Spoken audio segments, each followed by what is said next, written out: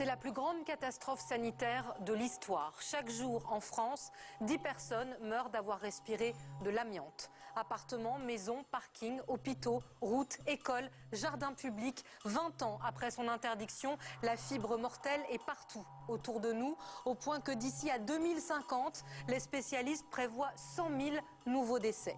Nous sommes allés à la rencontre de ces habitants contaminés par leur environnement. Les plaintes s'accumulent sur les bureaux des juges et pourtant aucun procès pénal n'a encore eu lieu en France. Enquête sur le plus meurtrier des scandales de santé publique, signé François Mali et Antoine Roux.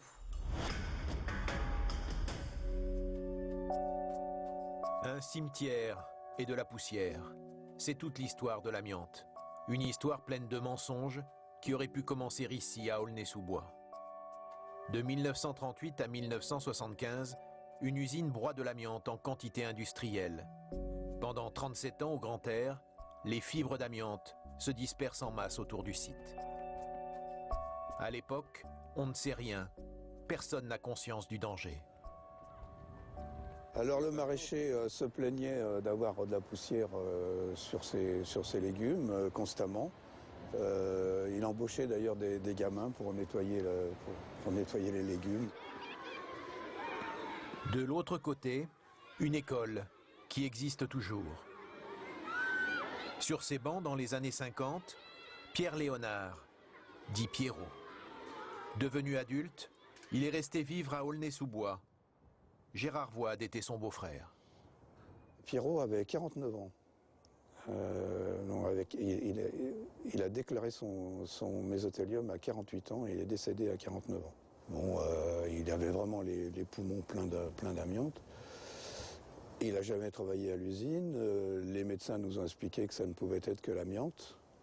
Pierrot, son frère et sa sœur prenaient ce chemin pour aller à l'école, passaient devant l'usine tout le temps, et ils entendaient effectivement un espèce de, comme un moulin à café qui broie comme ça.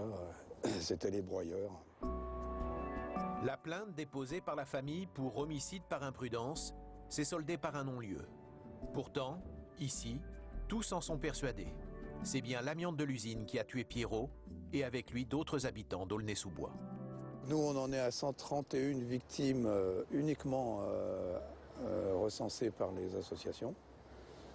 Et dans ces 131 victimes, on a 32 ou 33 mésothéliums, ces fameuses cancers de la plèvre qui sont extrêmement rares. Et tout à fait, enfin, qui dénotent bien que là, il y a un problème, il y a une catastrophe sanitaire, quoi. Nous, on constate, quoi. On compte les morts. 71 morts, 60 malades. Des ouvriers, des riverains de l'usine disparue et des anciens élèves de l'école aussi.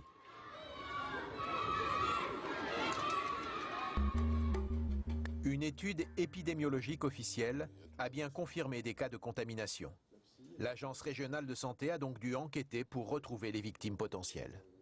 À partir des registres scolaires, nous avons travaillé avec la sécurité sociale pour partir du code INSEE, retrouver les adresses éventuelles aujourd'hui des personnes qui peuvent avoir quitté effectivement Aulnay depuis ces dates. Et donc aujourd'hui, nous avons à peu près identifié 3 à 4 000 personnes. Ça n'a jamais été fait en France. De rechercher une population concernée par une contamination environnementale, ça n'a jamais été fait. Voici la lettre adressée par l'Agence régionale de santé aux anciens élèves. Des poussières d'amiante ont été produites. Ayant été scolarisées à proximité immédiate, les autorités sanitaires vous recommandent de consulter votre médecin traitant.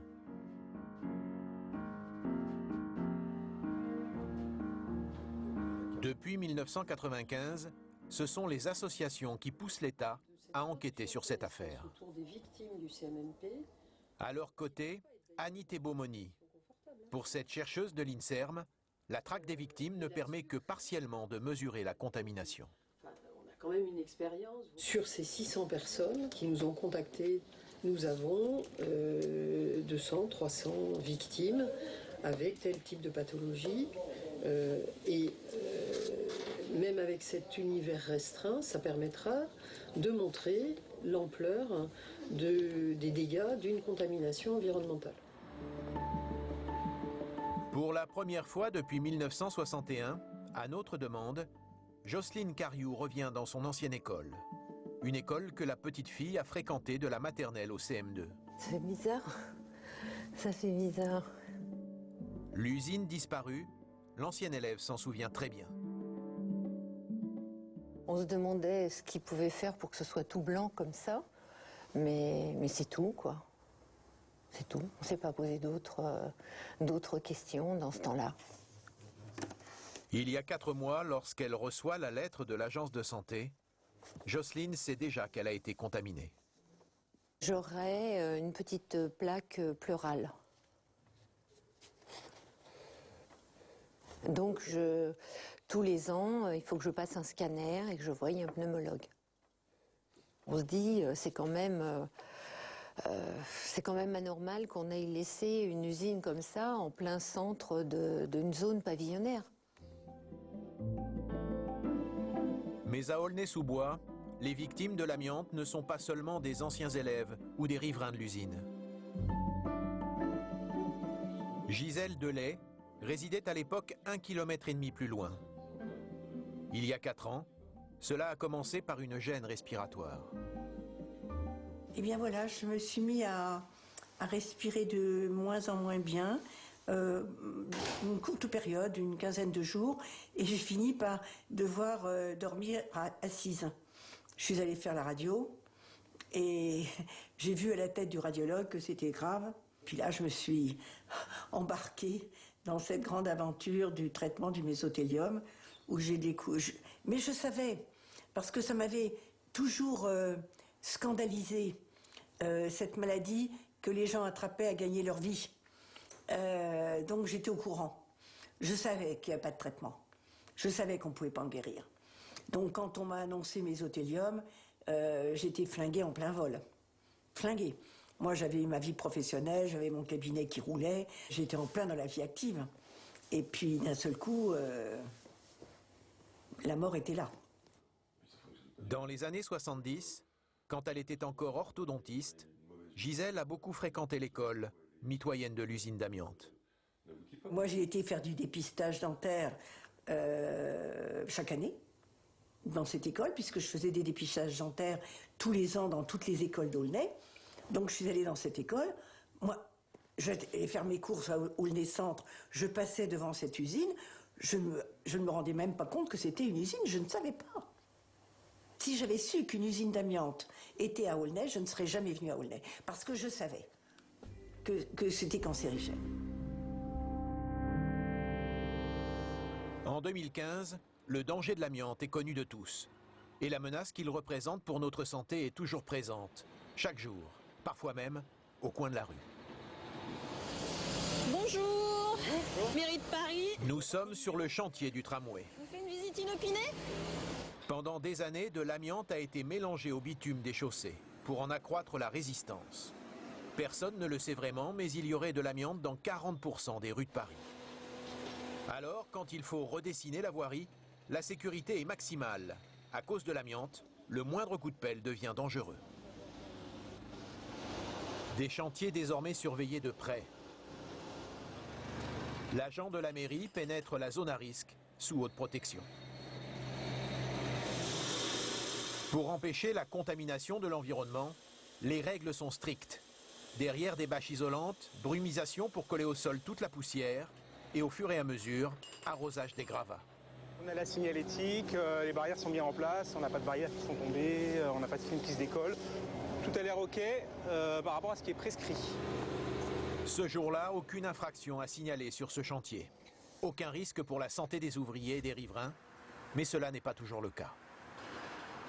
Sans les contrôleurs de la voirie, cette fois sur un autre site du futur tramway, voilà ce que nous avons filmé. Des ouvriers bien protégés, un chantier clos, mais une poussière chargée d'amiante qui se dégage sous l'effet du marteau-piqueur. Visiblement, ce jour-là, toutes les précautions n'étaient pas prises. Ces images, nous sommes allés les montrer à la mairie de Paris. Nous y retrouvons notre ingénieur qui relève une faute l'absence d'humidification. La situation est inadmissible. On ne peut pas laisser la poursuite de ce type de tâches sur ce chantier. Et je suis d'accord aussi pour vous dire qu'on va analyser la séquence, qu'on va rappeler alors l'entreprise, qu'on va renforcer nos contrôles et qu'on mettra tout en place pour que les choses se passent au mieux possible sur nos chantiers. Nous avons voulu poser quelques questions à l'entreprise de travaux publics en charge des chantiers du tramway. Mais Colas a refusé de commenter nos images. En revanche, la société de travaux publics devra répondre à la mairie de Paris. Il y a une semaine, dans cette lettre recommandée, le directeur de la voirie constate que l'entreprise Colas n'a manifestement pas respecté les règles de sécurité concernant l'amiante. Je vous demande donc de m'apporter dans les plus brefs délais les explications relatives à ces graves manquements. Contraignantes au grand air, les règles de sécurité le sont encore plus dès qu'il s'agit de dépolluer nos intérieurs. Car dans nos appartements aussi, il y a de l'amiante. Albi, le quartier Ressac, une cité HLM construite au milieu des années 60. La plupart de ces habitations contiennent de l'amiante, alors désormais, avant chaque début de chantier, ce sont des précautions infinies qui sont prises. La prestation est de confiner complètement la pièce par du polyane sur les murs, les plafonds et les sols. Dans cet appartement, comme souvent, c'est la cuisine qui est le principal chantier.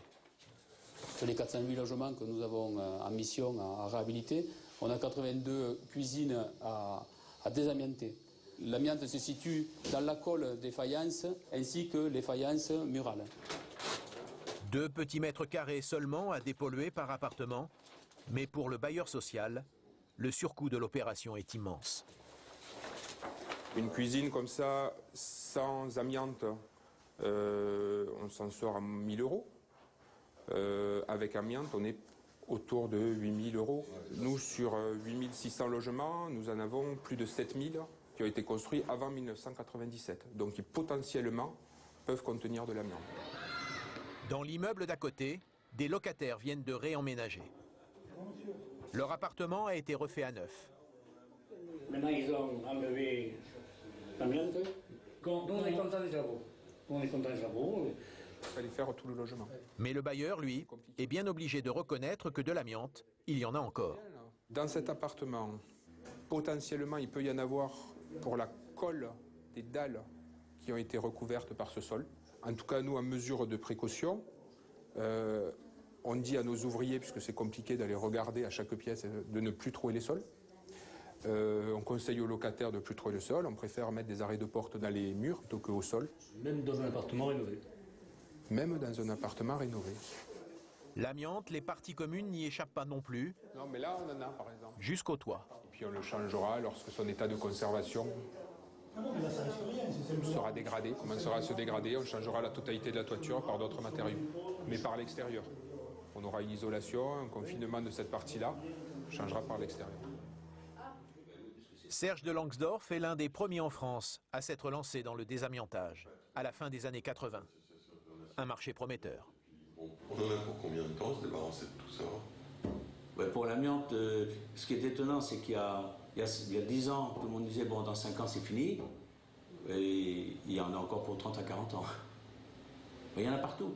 Tous les bâtiments construits après 60, dans les années 60, commencent à avoir, tous les HLM et autres, commencent à avoir de la peinture à base avec de l'amiante. Les carrelages dans les salles de bain sont collés avec de la colle amiantée. Et donc, on en trouve partout, partout. Et avant de résorber tout ça, il y en a pour 30 ans. Aujourd'hui, 3 millions de logements du parc HLM français sont en attente de désamiantage. Coût estimé, 2,3 milliards d'euros. Une somme qui permettrait la construction de 120 000 logements neufs. En France, la décontamination est donc un combat sans fin tant l'amiante est partout. Dans cette gigantesque bataille, ceux qui sont en première ligne, ce sont les ouvriers du désamiantage. Des hommes qui veulent croire qu'aujourd'hui, ils sont bien protégés. On a confiance en ceux qui ont fait des études là-dessus pour... Voilà, mais bon, c'est vrai la confiance, quoi. Bon, maintenant, on espère qu'ils ne vont pas faire une deuxième erreur J'espère qu'ils ne vont pas, sur nous-mêmes, nous resservir de cobaye, quoi. On est quand même mieux protégés qu'il y a 30 ou 40 ans qui n'étaient pas protégés du tout. Ouais, c'est clair. Mais j'ai quand même une pensée souvent pour ces gens-là, quoi. Nous, on sait. Les ouvriers du bâtiment, pour ne pas avoir su, paient aujourd'hui un lourd tribut à l'amiante. Pour un trou dans un mur, pour des travaux de rénovation, beaucoup ont été exposés sans avoir été avertis du danger. Pendant 20 ans, cet expert amiante a arpenté des centaines de chantiers pour l'assurance maladie.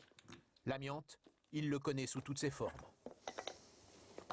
Bon, ça, ce sont des flocages, des enduits, les dalles de sol, beaucoup de colle, de carrelage et autres. Ce mastic, il a 50 ans, joint caoutchouc amiante, vendu dans le commerce pour le bricolage.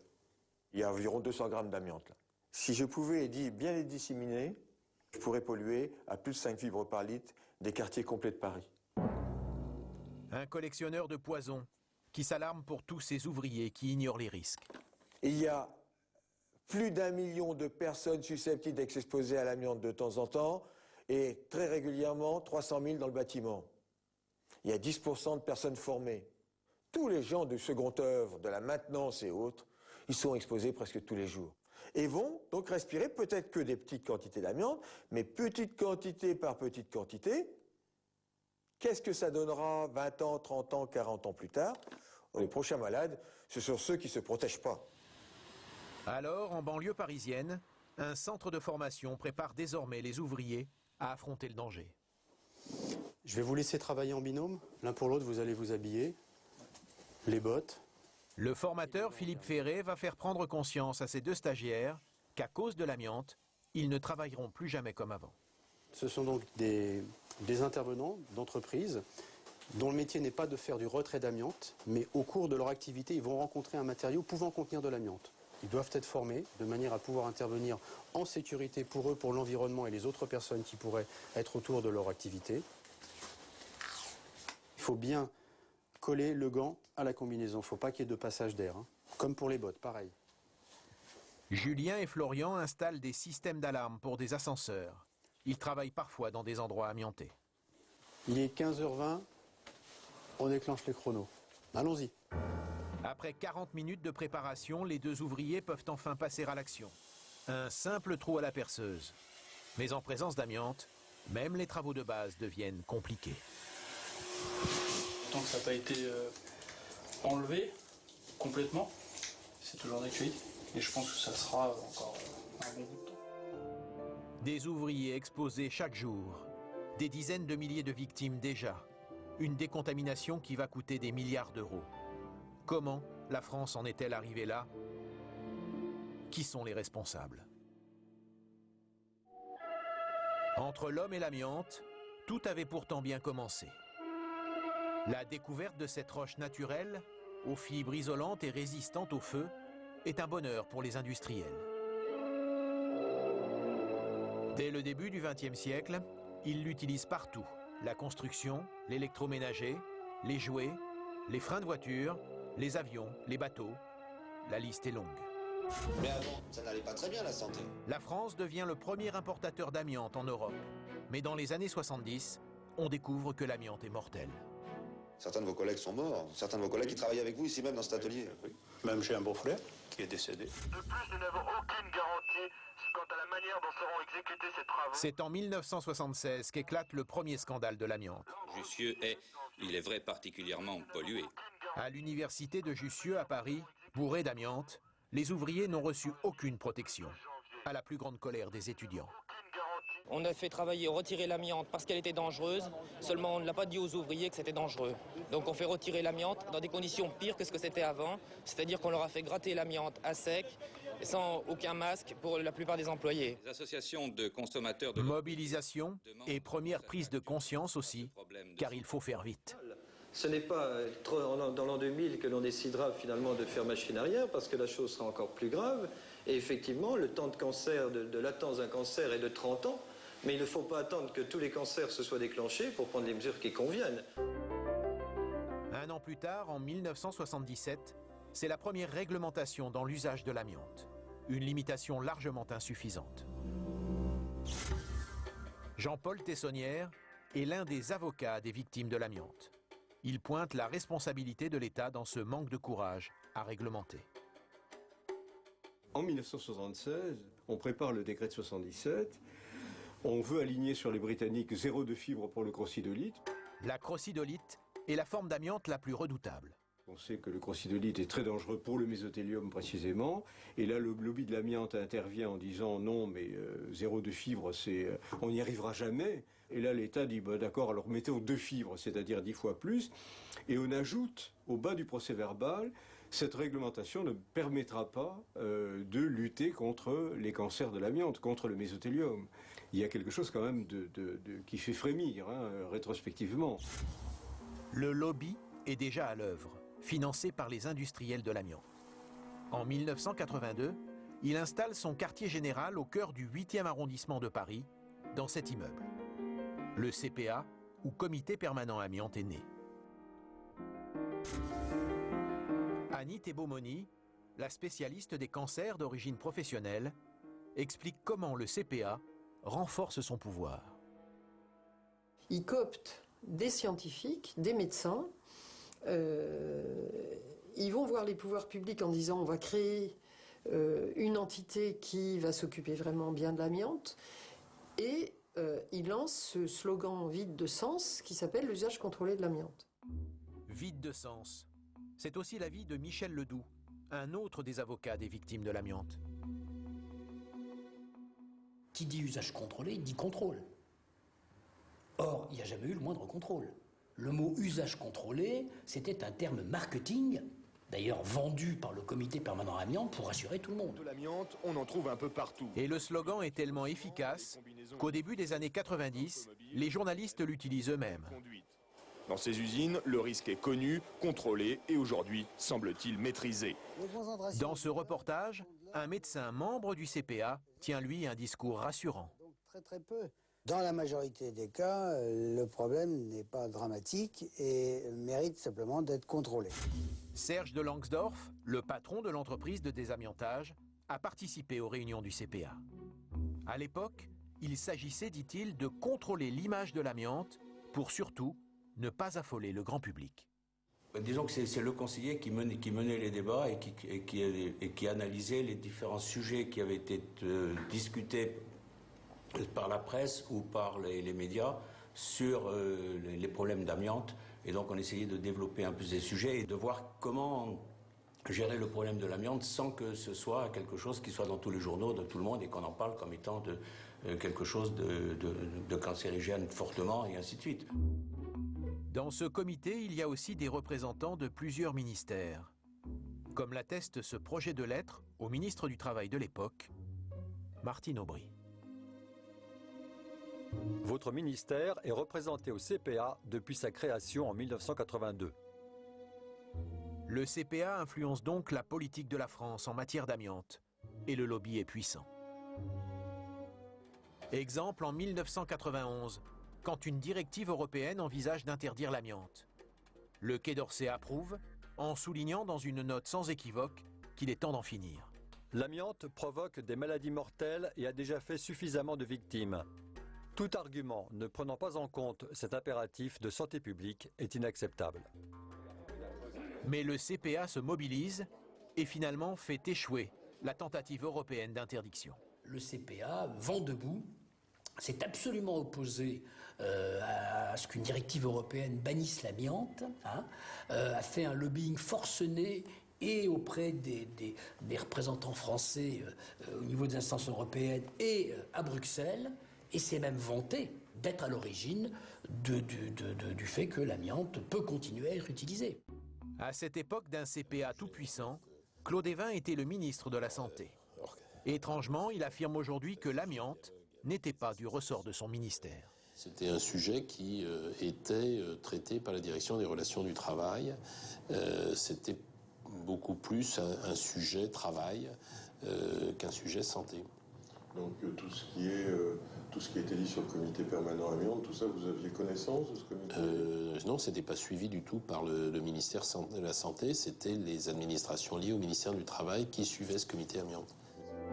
Pourtant, en octobre 1993, c'est bien la Direction générale de la santé qui reprend mot pour mot l'argumentaire du CPA.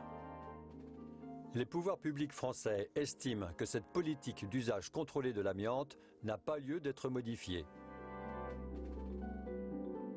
Cela fait 13 ans maintenant que derrière ses portes, le CPA impose sa loi. En mai 1995, la nouvelle ministre de l'Environnement, Corinne Lepage, découvre l'existence de l'officine. Une des premières demandes de rendez-vous qui m'a été faite l'a été par l'Andeva. Les victimes de l'amiante. Je les ai reçues. Ils m'ont dit, écoutez, madame, il y a une chose que vous pouvez faire, c'est quitter le CPA. J'ai dit, c'est quoi ça?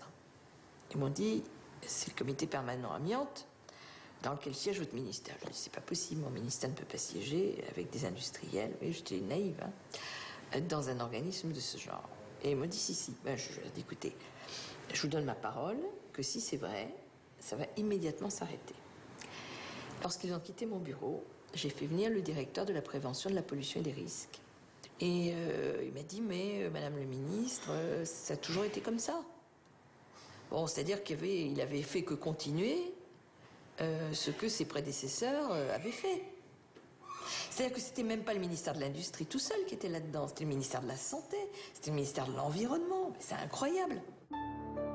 Quelques années plus tard, quand les sénateurs dresseront à leur tour un bilan de la contamination de notre pays, l'activisme du CPA y sera jugé sévèrement. Nous avons constaté une trop longue inertie des pouvoirs publics. On pourrait même parler de défaillance face aux dangers de l'amiante qui sont connus depuis longtemps. Le rôle d'un lobby de l'amiante, lobby industriel, qui a en quelque sorte anesthésié l'État et donc qui a conduit à une réaction tardive et insuffisante, à nos yeux, des autorités sanitaires. Depuis les années 80, cette proximité entre industriels et politiques était pourtant évidente, notamment avec l'arrivée de ce grand patron de l'amiante au gouvernement. Roger Fauroux, c'est un peu l'homme de l'ouverture. Une réputation d'intégrité qui l'a suivi aussi bien à Saint-Gobain qu'à l'ENA. Depuis sa création en 1665, Saint-Gobain s'est sans cesse réinventé pour s'adapter au monde. Saint-Gobain, héritier de la manufacture royale des glaces, est aussi un géant de l'amiante. Une activité que la multinationale se garde bien de mettre en avant. Le rôle de Saint-Gobain dans l'amiante, il est énorme. C'est un des principaux opérateurs de l'amiante dans le monde. Pendant des années 60 à la fin des années 90. Dans le nord de la Drôme, cette usine du groupe Saint-Gobain est fermée depuis 18 ans. On y fabriquait ici des tubes à base d'amiante. Michel Dorel et Bernard Robin y ont passé toute leur vie d'ouvriers. Nous employons en gros 20 tonnes d'amiante par jour. Bon, il y avait des stockages assez importants et des arrivées d'amiante assez importantes. L'amiante arrivait en sacs de jute et ces sacs de jute étaient souvent esquintés, ouverts et c'était déchargé à la main, sans aucune protection. Et on respirait de l'amiante alors vraiment en quantité industrielle. Selon les deux hommes, dans ces années-là, leur santé était loin d'être la priorité de l'employeur. J'ai eu une conversation une fois avec un directeur. Et je lui ai dit, bon, il y a quand même pas mal de poussière dans l'usine, il faudrait peut-être qu'on puisse faire quelque chose. Sa réponse a été de me dire tout simplement que si on parlait empoussièrement, on fermait l'usine. Jusqu'à la fermeture, on nous disait toujours que c'était pas dangereux. L'inquiétude des ouvriers de l'amiante finit par être entendue. Grâce à ce rapport officiel, nous sommes alors en 1996. Nouvelles informations sur les dangers de l'amiante. Un document de l'INSERM commandé par le gouvernement et rendu public aujourd'hui avance un chiffre alarmant. 1950 personnes seront mortes cette année à cause d'une exposition à ce matériau cancérigène. Le rapport montre le peu d'intérêt porté jusqu'à présent sur cette maladie du travail. Après cette révélation, le gouvernement réagit dans la foulée. L'amiante interdit à partir de janvier prochain en France. Le gouvernement a pris sa décision dès ce matin. Aucun produit contenant la fibre cancérigène ne sera plus autorisé à la vente. Reste à défloquer les bâtiments isolés à l'amiante. Un chantier considérable. L'amiante interdit, l'usine de la Drôme ferme aussitôt ses portes. Mais pour les ouvriers, il est déjà trop tard. Les examens médicaux révèlent ce que tous redoutaient. Moi j'ai la bestose, donc qui a été reconnue peu de temps après que je sois parti de l'usine, suite au scanner qu'on avait passé. Et moi j'ai des plaques pleurales. À l'heure actuelle, il y a eu 39 décès et 70 en maladie professionnelle sur 300 personnes. Gérard Ballet était leur collègue et ami. Photographié ici lors d'un rassemblement de victimes, peu de temps avant sa mort. Il y a énormément de victimes. Ce jour-là, autour des 4 enfants de Gérard Ballet, l'association locale de défense des victimes de l'amiante s'est réunie pour entendre la détermination de leur avocat. C'est une logique économique qui était de développer l'industrie de l'amiante au détriment de la santé des salariés. Ce combat judiciaire-là, on l'engage aujourd'hui, il sera long. On a besoin de vous pour qu'un jour, les responsables de Saint-Gobain viennent s'expliquer devant les enfants de M. Ballet. Je vous remercie.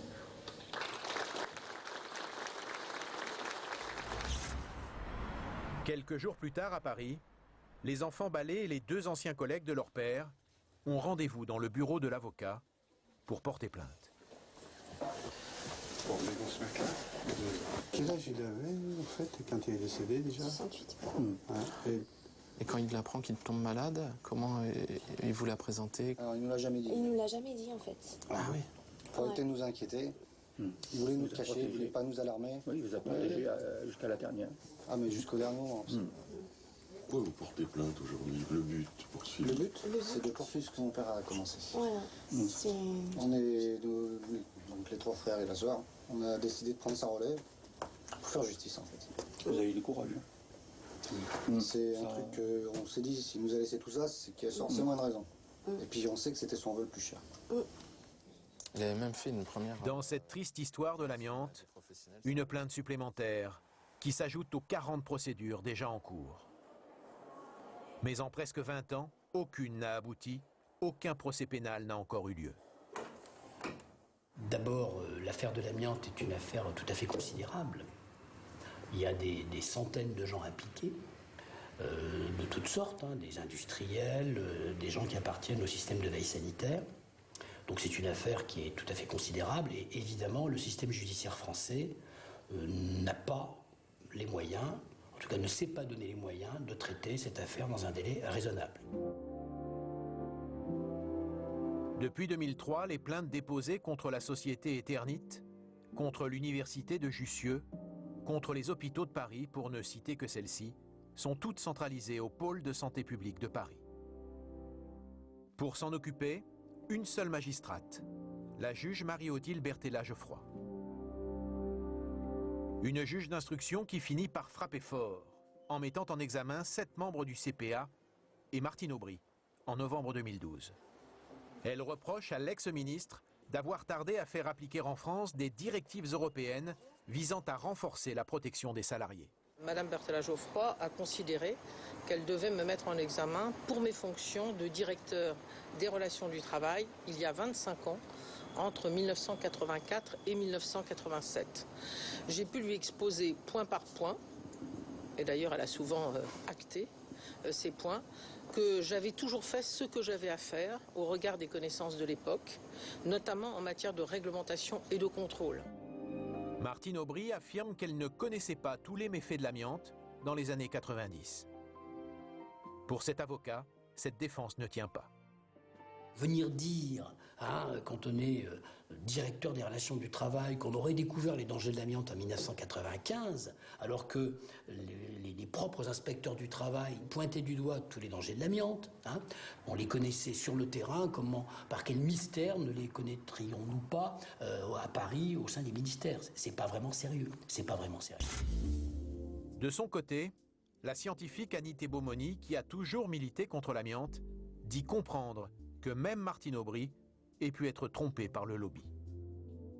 Quand on se réfère à ce qu'est, à cette époque-là, le poids des industriels et l'impunité des industriels aussi, je crois que c'était difficile probablement pour des responsables politiques ou des responsables du ministère du Travail, de prendre la mesure de ce qui se passait. Ce que je regrette, c'est que par exemple Martine Aubry, dans sa défense, n'ait pas dit ça, qu'elle a été mystifiée par les industriels. Ce serait beaucoup plus crédible que de dire qu'on ne savait pas à l'époque. 6 mois après la mise en examen de Martine Aubry, une mesure administrative met fin aux fonctions de Marie-Odile Berthella-Geoffroy. L'ancienne juge d'instruction se demande aujourd'hui si elle n'a pas été l'objet d'une sanction politique. Coïncidence, voilà, cette loi s'appliquait à moi à partir du moment où un des dossiers a pris une ampleur, une certaine ampleur, on va dire. Vous parlez de la mise en examen de Martine Aubry. Je ne veux pas parler de rien du tout. J'ai pas la preuve. J'ai pas la preuve. Je ne peux pas vous dire j'ai été virée parce que j'ai mis en examen telle personne. Ça, je peux pas parce que j'ai pas la preuve. Vous pensez qu'elle a été écartée par le pouvoir politique? Oui. Très franchement, oui. Alors ensuite, ça a été habillé sous une forme juridique. On peut toujours trouver, quand on veut tuer son chien, on l'accuse d'avoir de la rage. Hein. Oui, non, je pense qu'il fallait qu'elle arrête. Et je pense qu'il n'y a aucune volonté politique de sortir les affaires de santé publique, parce que ce sont des affaires qui mettent en cause la responsabilité des décideurs politiques, de hauts fonctionnaires et du monde industriel. Ça, c'est beaucoup quand vous avez les trois contre vous. Hein.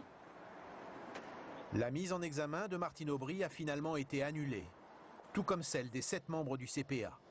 Pour les magistrats, son influence réelle n'est pas établie. Les victimes de l'amiante en appellent une dernière fois à la justice. Le 17 avril prochain, on saura si Martine Aubry est définitivement libérée de cette affaire. Nous aurions souhaité la rencontrer, bien sûr, mais en raison de ses problèmes d'agenda, cela n'a pas été possible.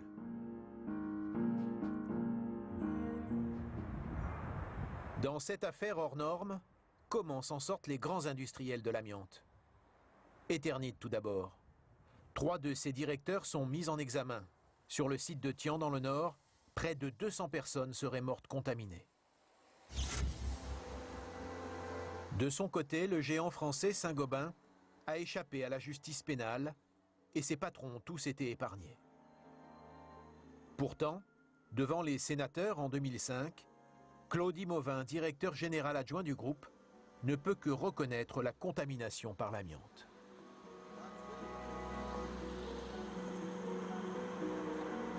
Question, quel est le nombre de salariés contaminés à Saint-Gobain? Réponse, on dénombre 250 à 300 cas. 10 ans plus tard, selon le bilan 2013 de l'entreprise, ce chiffre est passé à 700. Contacté, Claudie Mauvin n'a pas souhaité répondre à nos questions.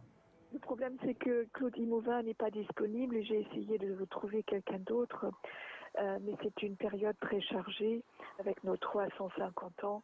Je n'ai pas d'interlocuteur pour vous, je suis désolée. Mais ça veut dire que j'aurai pas de réponse de la direction de Saint-Gobain? Voilà. Nous avons alors tenté de joindre celui qui fut le PDG du groupe de 1986 à 2007, Jean-Louis Beffa. Je vous rappelle donc, suite à votre demande d'interview, oui. Malheureusement, M. Beffa ne souhaite pas s'exprimer sur le sujet. Un silence que regrettent amèrement les avocats des victimes. Saint-Gobain fait partie des entreprises qui se sont méchamment enrichies autour de l'amiante. Même, je dirais, considérablement enrichies. On a honte d'ailleurs. Pour le système judiciaire français, de devoir expliquer à des victimes que des entreprises de ce niveau-là, des responsables d'entreprises, qui, je le répète, ont gagné énormément d'argent, on a honte de leur dire que finalement, ça n'intéresse pas l'univers judiciaire et qu'il ne leur arrivera rien. C'est vrai. La justice pénale n'est pas encore passée. Pour l'indemnisation, l'État s'est montré plus réactif. En 2002, le FIVA, Fonds d'indemnisation des victimes de l'amiante, a été créé. Financé par la Sécurité sociale, il est dirigé aujourd'hui par Agnès Plassard. Le titre est sans équivoque. Fonds d'indemnisation des victimes de l'amiante, c'était la volonté des pouvoirs publics, du législateur, d'indemniser rapidement toutes les victimes de l'amiante et leurs ayants droit pour leur éviter des procédures contentieuses. Dans ces bureaux, 170 000 dossiers ont été traités. Des victimes directes de l'amiante ou des proches. Myriam Fabre a perdu 2 êtres chers à cause de l'amiante. En 1980, son grand-père, et il y a 3 ans, sa mère. Mon grand-père était projeteur d'amiante et 25 ans après, ma mère a découvert qu'elle avait des plaques pleurales. Donc elle avait été contaminée par son père parce que, en fait, à l'époque, les ouvriers n'avaient pas de douche au travail, ils ne pouvaient pas se changer, donc ils rentraient directement à la maison avec leur bleu de travail qui était blanc de poussière d'amiante. Donc du coup, ma mère, elle a grandi dans ce contexte-là. En plus, elle était très proche de son père, donc dès qu'il arrivait à la maison, elle lui sautait dans les bras. Et donc voilà, elle en a tout simplement respiré à cette époque-là.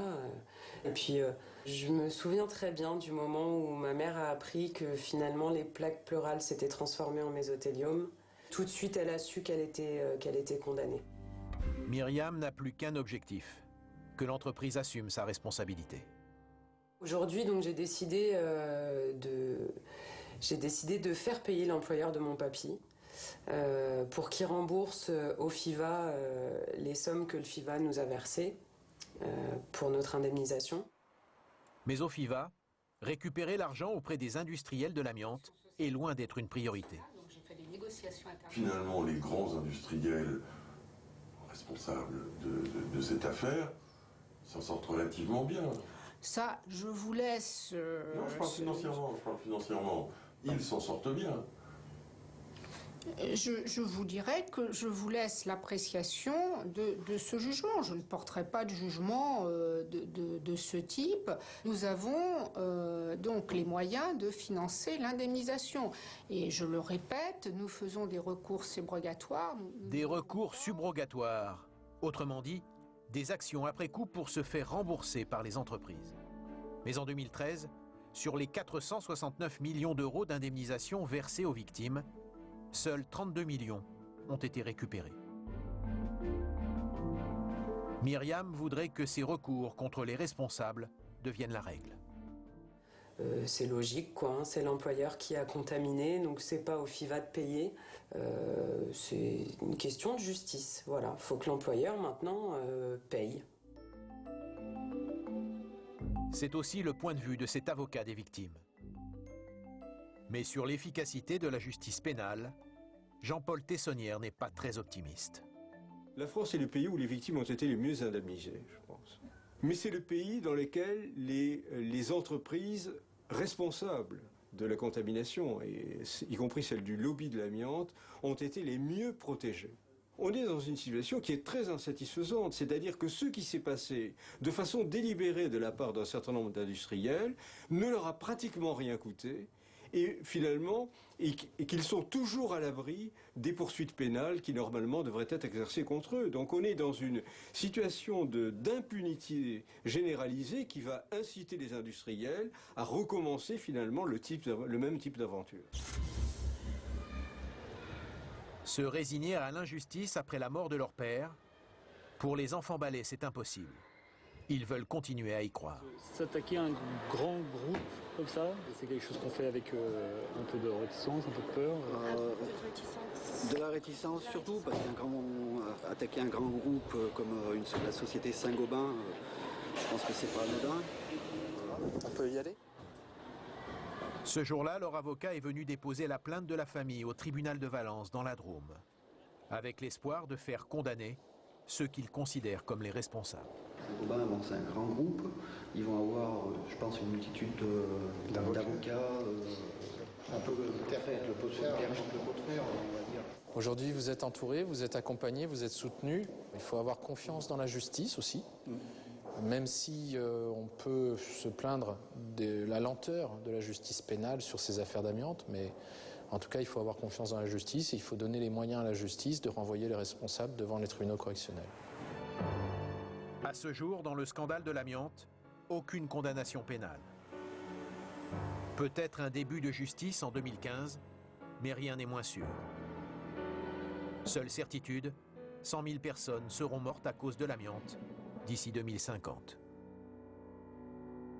Avec nous sur ce plateau, Pierre Plutat. Bonsoir monsieur, merci d'être là. Bonsoir. Vous êtes victime de l'amiante, vous êtes président de l'association régionale de défense des victimes de l'amiante du Nord-Pas-de-Calais. Vous êtes aussi président de l'ANDEVA, c'est l'association nationale de défense des victimes de l'amiante.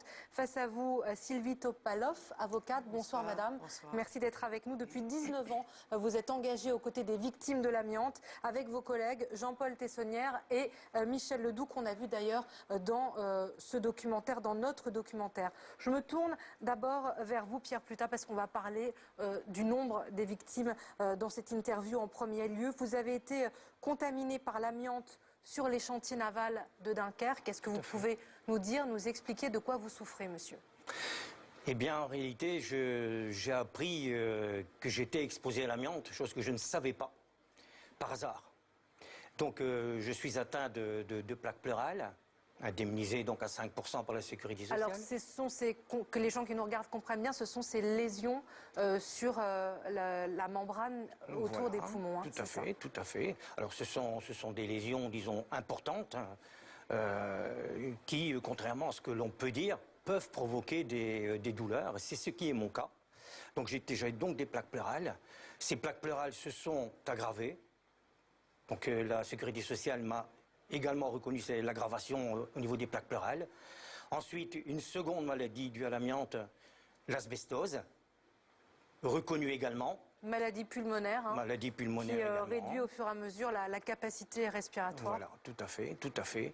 Et actuellement, donc, est reconnue, mais avec un taux qui reste à définir, des plaques péricardiques, c'est-à-dire que c'est l'enveloppe là du cœur qui est atteinte. Alors, vous nous disiez, vous travaillez dans les chantiers navals de Dunkerque pour l'entreprise Normed. Jamais, monsieur, on ne vous a dit que vous étiez exposé à un quelconque risque? Jamais, jamais. Ce n'est qu'après coup, c'est le hasard qui a fait que, terminant donc les chantiers, fermant ses portes, il a fallu passer un contrôle pulmonaire de manière à pouvoir faire en reconversion un stage d'ambulancier, que le pneumologue me dit « Mais monsieur, vous avez été au contact de l'amiante ». Non, non, j'ai jamais été au contact de l'amiante. Et vous travaillez où? J'ai travaillé 25 ans au chantier naval. Donc vous avez été au contact de l'amiante. Alors ma crainte à moi, c'était d'être atteint d'une maladie contagieuse qui m'aurait interdit de faire ce stage d'ambulancier. Il m'a dit que ce n'était pas une maladie contagieuse. Je suis parti content parce que ce n'était pas une maladie contagieuse. J'ignorais totalement de quoi j'étais atteint. Vous avez découvert plus tard? Je l'ai découvert plus tard en passant par hasard dans Dunkerque auprès d'une librairie. J'ai vu un livre qui était écrit par Henri Pézra. Amiante, produit cancérogène. Et là, la petite ampoule s'est allumée. Je suis rentré, j'ai acheté ce livre et je me suis rendu compte que ce n'est pas un simple rhume que j'avais. Vous n'avez jamais été protégé, pas de casque, pas de masque, pas de combinaison, rien de ce qu'on a vu dans notre documentaire à votre époque? Alors, casque, gants, chaussures de sécurité, bleues, oui. Mais je travaillais moi en tant qu'ajusteur mécanicien dans le compartiment de propulsion des navires. C'était des bâtiments énormes. Et je me souviens bien d'avoir eu à mes côtés des calorifugeurs qui projetaient l'amiante sur les cloisons. Ils avaient des pompes comme celles qu'ont les pompiers aujourd'hui avec des lances d'incendie. Et ils projetaient cette amiante sur les cloisons. Et donc une partie de cette amiante restait collée sur les cloisons, une autre partie retombait dans le compartiment machine où nous travaillions tous. Il y avait toutes les corporations. Et donc on était blancs, on était couverts d'amiante. Et lorsqu'on n'arrivait plus à respirer, parce qu'on n'avait pas de masque, lorsqu'on n'arrivait plus à respirer, eh bien on prenait un bout de chiffon dans la poche, on se mouchait et on continuait à travailler comme ça. Ce que vous nous décrivez est quand même absolument terrible. Je voudrais qu'on parle des chiffres avec vous. L'Institut de veille sanitaire prévoit 100 000 morts de plus dans les 20 ans à venir, morts dues à l'amiante. 10 morts par jour aujourd'hui. C'est quand même, on va en parler avec vous, Sylvie Topalov, le scandale sanitaire en France, le plus gros scandale sanitaire sans doute. Combien de victimes, Pierre Plutat, dans le Nord-Pas-de-Calais? Les victimes exactes, je ne peux pas vous le dire. Les chiffres que vous citez là, nous les disons depuis des années. 10 morts chaque jour, 3 à 5 000 morts par an, 100 000 morts dans les 2 prochaines décennies. Ce que je voudrais dire, l'image que je voudrais montrer de tout ça, c'est que nous sommes victimes en France d'un World Trade Center chaque année. Ça émue la planète complète, cette catastrophe. À juste titre, en France, c'est tous les ans qu'il y a un World Trade Center. Et on en parle si peu. Il y a quand même les veuves, monsieur, qui sont mobilisées, qui ont commencé à tourner autour des bâtiments pour se faire entendre. On connaît il y a quand même des dizaines et des dizaines de victimes aujourd'hui. Oui. Dans votre région, en tout cas. Vous parlez des veuves, elles étaient 50 en 2003 dans notre association. Elles étaient 140 en 2004 lors de la première marche des veuves. Elles sont aujourd'hui 605, uniquement dans notre association de Dunkerque, qui a quelques 3000 adhérents. Sylvie Topalov, on sent l'émotion de monsieur Pluta. Vous défendez ces victimes depuis près de 20 ans partout en France. Vous aussi, vous constatez cette montée inexorable du nombre des victimes chaque année? Oui, et c'est très impressionnant. C'est très impressionnant parce que je crois qu'aujourd'hui, dans l'opinion publique, on a tendance à penser que c'est une affaire qui est réglée, le dossier de l'amiante, depuis le temps qu'on en parle assez peu d'ailleurs, mais qu'on en parle malgré tout. Qu'au fond, finalement, cette catastrophe a été admise. Sauf que depuis 20 ans, on a certes des décisions d'indemnisation, qui sont d'ailleurs de plus en plus reconsidérées à la baisse. On a obtenu l'indemnisation des victimes, mais au jour d'aujourd'hui, personne, aucun responsable industriel, aucun responsable public n'a répondu de ces actes devant une juridiction pénale. Il n'y a jamais eu en France encore le grand procès pénal de l'amiante que nous attendons. Je rappelle quand même que les plaintes que nous avons déposées ont été déposées en 1996, c'est-à-dire que ça va faire 19 ans que ces affaires sont à l'instruction. Alors, on va en reparler en détail. Je voudrais juste vous faire réagir sur ce qu'on voit dans notre reportage et qui va sans doute frapper nos téléspectateurs, c'est cette contamination environnementale. On voit les habitants d'Aulnay qui sont passés devant l'école, une orthodontiste qui venait faire des consultations, qui n'habitait même pas dans la ville. Cette fibre est partout aujourd'hui, Pierre Pluta. On la respire. Est-ce que, madame, vous recevez des dossiers aussi de victimes de cette contamination environnementale de l'amiante? Bien sûr. Et ce qu'il faut comprendre, c'est que le 1er janvier 1997 tombe l'interdiction de l'amiante, mais ça n'est pas la fin de l'amiante. Le reportage le dit très bien. Il faut maintenant vivre avec toute cette quantité d'amiante qu'il y a partout et qu'il va falloir des années pour retirer.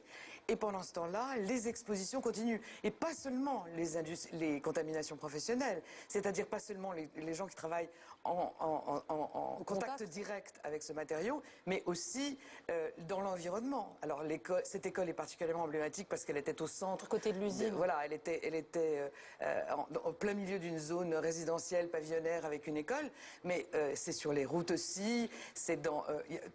tous les bâtiments pratiquement qui ont été construits dans les années 70 ont été construits avec de l'amiante. Cet amiante est en place, cet amiante contamine, cet amiante se dégrade. Et vous savez que c'est quand il se dégrade qu'il fait de la poussière et qu'il est contaminant et qu'il est dangereux, mortel pour l'homme. Quand on entend Sylvie Topalov, Pierre Pluta, on se dit il existe forcément un répertoire, un inventaire de ces lieux amiantés en France pour que les gens qui travaillent, les gens qui se promènent, les gens qui habitent sachent où aller ou ne pas aller.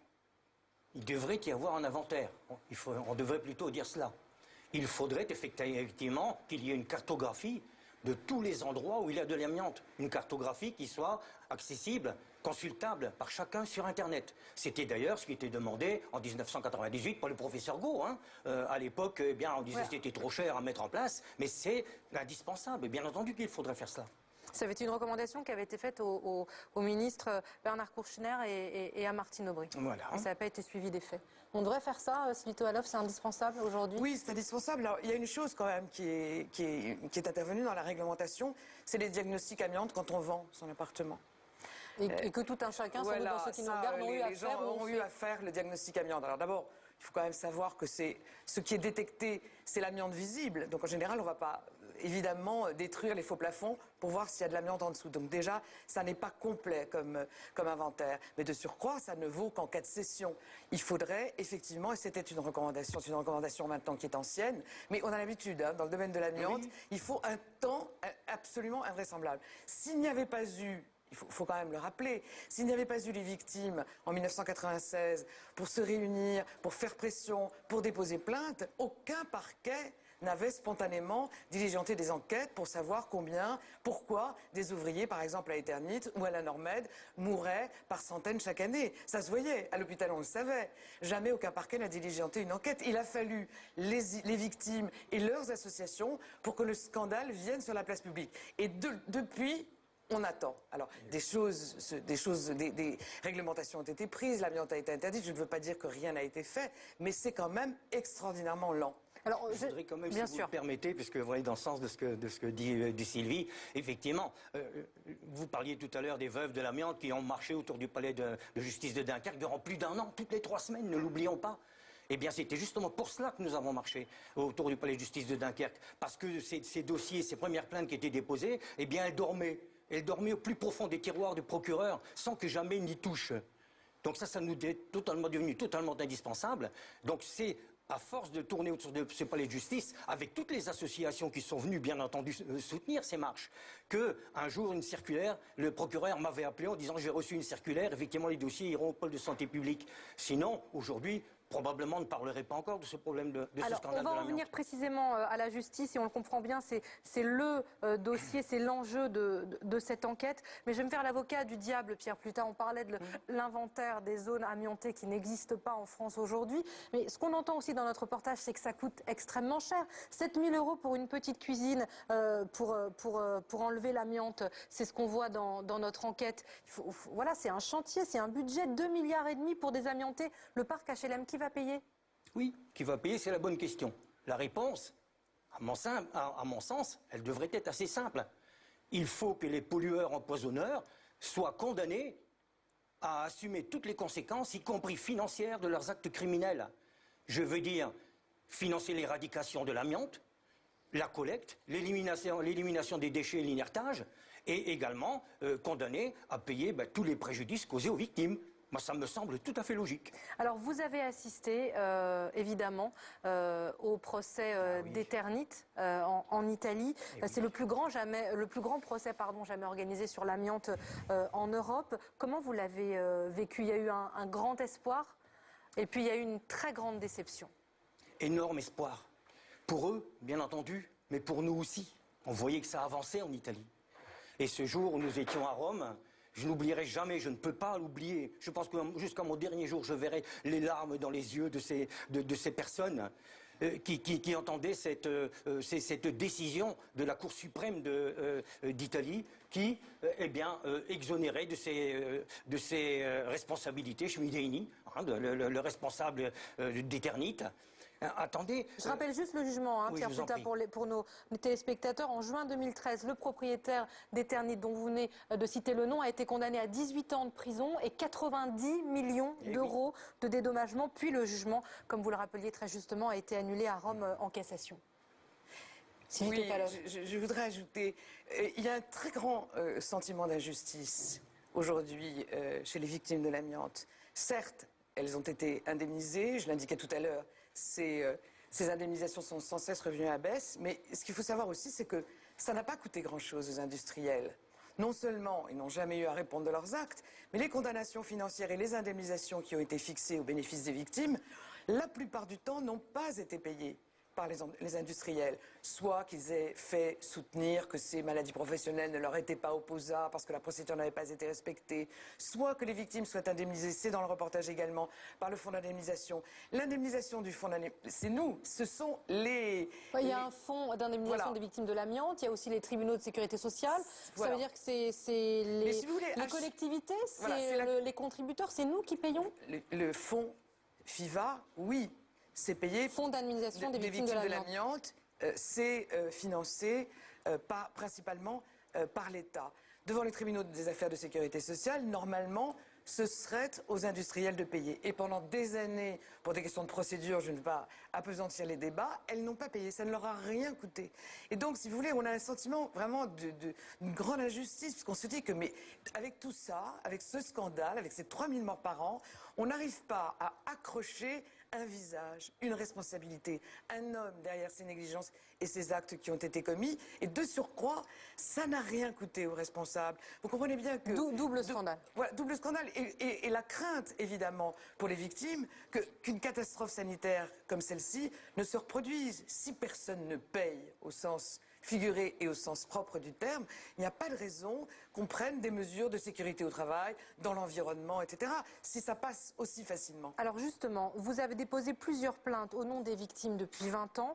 Qu'est-ce qui explique, là c'est votre constat qui est terrible, qu'est-ce qui explique selon vous qu'on n'ait toujours pas de procès pénal, un grand procès pénal de l'amiante en France au vu de tout ce que vous nous décrivez?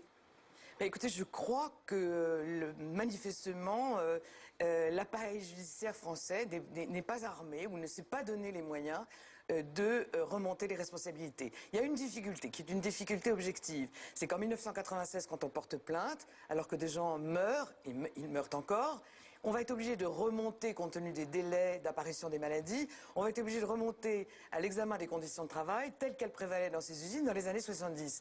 Donc vous voyez bien que la preuve est difficile à faire, c'est-à-dire qu'il faut travailler sur les archives, qu'il faut remonter les degrés de responsabilité, quelle était la réglementation à cette époque, qu'est-ce qu'on savait, quelle était, puisque c'est sans cesse ce que nous oppose, on nous dit mais la conscience du danger, vous examinez les faits à la lumière de ce que nous savons aujourd'hui, en 70 c'est l'argument qu'on vous oppose à chaque fois. Pour être très concret, combien de plaintes et de dossiers suivis par des juges au pôle de santé publique aujourd'hui? 40 industriels, sites industriels qui sont mis en cause aujourd'hui au pôle santé publique à Paris. Il y a 4 gros dossiers, le dossier contre Eternit, le dossier contre Valeo, le dossier contre Jussieu, le dossier de la Normed, pardon, 5, et le dossier Amisol. D'accord. Les responsables visés par les plaintes des victimes, quels sont-ils? Alors, au jour d'aujourd'hui, il y a 2 catégories. Il y a la catégorie des industriels, les directeurs d'établissements, la personne morale de la société Eternit. Et par ailleurs, le deuxième volet des responsabilités, ce sont les administrateurs publics, les hauts fonctionnaires et les membres du comité permanent amiante dont il a été question, qui ont également été mis en examen. Dans ce deuxième volet, toutes les mises en examen ont été annulées par la Chambre de l'instruction. On va y revenir dans un instant. Je voudrais juste qu'on fasse réagir Pierre Plutat. Qu'est-ce que vous attendez? J'imagine que vous l'attendez, monsieur, ce procès au pénal sur l'amiante, mais qu'est-ce que vous attendez de cet éventuel procès? Qu'il y ait un visage, comme disait madame Topalov, sur ce qui a été commis? En réalité, ces visages, on ne les voit pas, on ne les voit jamais dans les tribunaux. On peut aller au pénal, on va en faute inexcusable, on ne voit jamais un responsable. Mais si vous le permettez, je voudrais simplement quand même ajouter à ce qui a été dit tout à l'heure, c'est que tant que tous ces responsables, j'ai bien dit tous, ceux qui siégeaient au CPA, ils donc viennent le comité permanent amiante, le groupe, le lobby qui défendait les intérêts de l'amiante pendant toutes ces années. Tant que tous ces responsables, tous les responsables de ces catastrophes sanitaires n'auront pas rendu de compte à la justice, eh bien c'est un permis de tuer en toute impunité qui est délivré à tous les empoisonneurs actuels et futurs. Il faut qu'on y fasse attention à ça. Sylvie Topalov, vous parliez des responsables administratifs ou politiques à un moment donné. Il y a un nom évidemment qui a retenu l'attention ces derniers mois sur cette affaire, c'est la mise en examen de Martine Aubry, qui était à l'époque directeur du travail, si je ne me trompe pas. Elle était directrice des relations du travail, c'est-à-dire que ce n'est pas en qualité de ministre qu'elle est mise en examen, c'est alors qu'elle était haut fonctionnaire à la direction des relations du travail, donc au ministère du Travail. C'est pour cette période-là, qui court de 1984 à 1987, donc 3 ans, pendant lesquels une directive européenne était intervenue pour baisser le seuil limite d'exposition. Et c'est une des choses qui lui est reprochée. Cette directive, eh bien, la France a mis 3 ans et demi à la transposer en droit positif. C'est pour ça que le magistrat, Mme Berthella-Geoffroy, voulait l'entendre sur ce temps de latence. Je dois dire quand même que sa mise en examen a été annulée par la Chambre de l'instruction à 2 reprises. Alors, vous parliez de la Cour de cassation. On saura dans une semaine si ces mises en examen restent annulées ou si elles deviennent à nouveau effectives, si vous permettez que je m'exprime comme ça. Quelles conséquences peut avoir la décision qu'on attend de la Cour de cassation? Je crois que c'est extrêmement important. C'est déterminant. C'est-à-dire, selon la décision qui est prise par la Cour de cassation, soit nous allons à un procès qui vise exclusivement les industriels, soit nous avons un procès, je dirais, complet, où on examinera à la fois la responsabilité des industriels, celle des hauts fonctionnaires et celle du membre du comité permanent amiante. Cette deuxième solution, ce deuxième procès, donc qui sera, on décidera la semaine prochaine, la Cour de cassation décidera la semaine prochaine si c'est dans cette configuration-là que le procès a lieu. C'est évidemment celui qui est souhaité par toutes les associations. Vous avez de l'espoir, Pierre Plutat? J'imagine que vous attendez ça avec... On ne peut pas rester sans espoir et on ne peut pas non plus comprendre qu'une telle catastrophe que celle de l'amiante, hein, on évoquait les chiffres tout à l'heure, reste sans que la justice établisse les responsabilités. C'est impensable, c'est incroyable, c'est inadmissible. Le temps qui passe dans le dossier de l'amiante, c'est très important. Parce que, comme je l'ai indiqué tout à l'heure, comme on revient sur les années 70, on va avoir les gens meurent. Oui. Cuvelier, par exemple, qui était... Joseph Cuvelier, qui était mis en examen, patron d'Eternit, l'équivalent, c'est son homologue en Italie qui avait été condamné à 18 ans d'emprisonnement. Eh bien, M. Cuvelier est mort cet été. Donc 19 ans de procédure, 19 ans d'attente du procès pénal, ça veut dire que... il y a des gens qui ne répondront jamais de leurs actes. Alors, pour revenir sur la juge d'instruction... Et des victimes qui verront non plus jamais leurs empoisonneurs condamnés. C'est important. La juge d'instruction, Madame Bertella Geoffroy, je sais que c'est également important à vos yeux. On l'a dit, elle a été dessaisie après avoir instruit pendant 10 ans ce dossier. C'est la question que tout le monde se pose, donc on va forcément vous la poser. C'est une coïncidence juridique, parce qu'on sait que c'est un élément juridique qui a été montré pour justifier le fait qu'elle soit démise, ou c'est une mise à l'écart politique? Je vous pose la question à tous les deux. C'est une curieuse coïncidence. Une curieuse coïncidence. En toute honnêteté, je n'y crois pas. Je n'y crois pas. Effectivement, j'ai l'impression qu'elle commençait à gêner cette dame, cette juge d'instruction.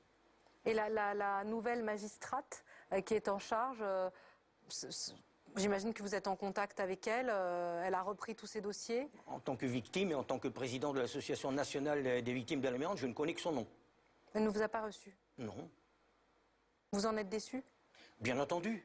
Bien entendu, nous avons souhaité, nous lui avons écrit, nous avons souhaité déposer 1148 nouveaux dossiers, peut-être vous alliez en parler, 1148 nouveaux dossiers de la Normède et de Solac, de manière à bien montrer que ce n'est pas une personne qui est atteinte, ce n'est pas une personne qui dépose plainte, mais c'est un ensemble, c'est des milliers de personnes pour ces deux entreprises. Eh bien, premièrement, une fois nous avons souhaité déposer ces 1148 dossiers, eh bien le greffier n'a pas souhaité nous recevoir. Du moins, il n'acceptait pas que le président ou un représentant des victimes accompagne donc l'avocat pour déposer ces dossiers. Ça nous paraît totalement aberrant aujourd'hui qu'on nous refuse ça. Donc on a écrit à la juge Robinson, c'était en février 2014, donc pour lui demander de nous recevoir, de manière à pouvoir déposer ces 1148 dossiers. Nous attendons encore sa réponse. Madame Topalov? Écoutez, ça a été un coup terrible, hein, le dessaisissement de Madame Bertella Geoffroy. Je n'ignore les causes, mais je ne peux pas me prononcer sur ce sujet. Mais enfin, on avait quelqu'un qui avait passé beaucoup de temps, qui connaissait très très bien ces dossiers, qui du jour au lendemain est dessaisi. Alors, c'est pas un seul juge, c'est un collectif. Il y a 4 juges d'instruction qui sont nommés à sa suite. Ça va faire 2 ans que ces juges ont été nommés. Le président de l'association n'a même pas été reçu. Alors qu'elle ne veuille pas de dossier nouveau, c'est une chose, mais qu'on informe quand même les victimes de là où on en est. Or, à ce jour, rien de tel. Donc je crois que avoir tant attendu, pour au bout du compte avoir un magistrat dessaisi, ça a été vraiment un coup très lourd porté aux victimes et à l'espérance ou la confiance qu'elles mettaient encore dans l'institution judiciaire. On sent que ça vous inquiète? Oui, ça nous inquiète. Ça nous inquiète parce que le temps qui passe peut avoir des conséquences fatales dans notre dossier. Le temps, dans notre cas, dans le cas des victimes, la montre va beaucoup plus vite que celle de la justice. Les victimes meurent, on parlait des chiffres tout à l'heure. 10 par jour. Et voilà, 10 par jour. Et ce dossier qui n'arrive pas. Mais comment peut-on simplement comprendre imaginez qu'on puisse ne pas arriver à avancer dans une catastrophe comme celle-là. Des milliers de morts. Et on n'arrive pas à avancer dans cette catastrophe, on n'arrive pas à ne serait-ce qu'avoir un début, une date de début de procès, de manière à ce que ces gens-là comparaissent, qu'on les écoute, qu'on les entende. Et tout ça, ça n'existe pas, on n'a pas. Moi, je ne sais pas, c'est pas ça la justice, à mon sens. Moi, je ne le conçois pas comme ça.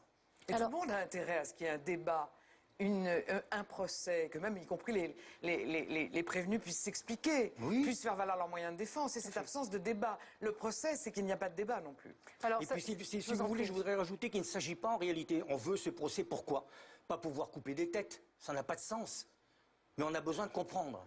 pourquoi on est arrivé à cette catastrophe sanitaire, qui a laissé faire, pourquoi on a laissé faire, et aussi nous assurer que ça ne se reproduira pas, pour que, ne pas que demain nos enfants aussi doivent défiler dans les rues après avoir été empoisonnés comme nous l'avons été. Et on voit même que les petits-enfants, on le voit dans notre documentaire, cette petite fille Myriam qui a perdu son grand-père, puis sa maman et qui aujourd'hui se bat pour que les industriels paient notamment l'indemnisation de sa famille. Nous, on en parle ce soir à Pièce à Conviction, on est fiers de le faire, on n'est pas les seuls, il y a des reportages, il y a des documentaires, nos confrères nationaux, locaux sensibilisent sur ce sujet, mais pourquoi vous disiez très fortement c'est une catastrophe sans visage? Comment expliquez-vous qu'avec un nombre de victimes impressionnant, je le répète, 10 par jour, 100 000 dans les 20 prochaines années, on en parle aussi peu, Maître Topalov?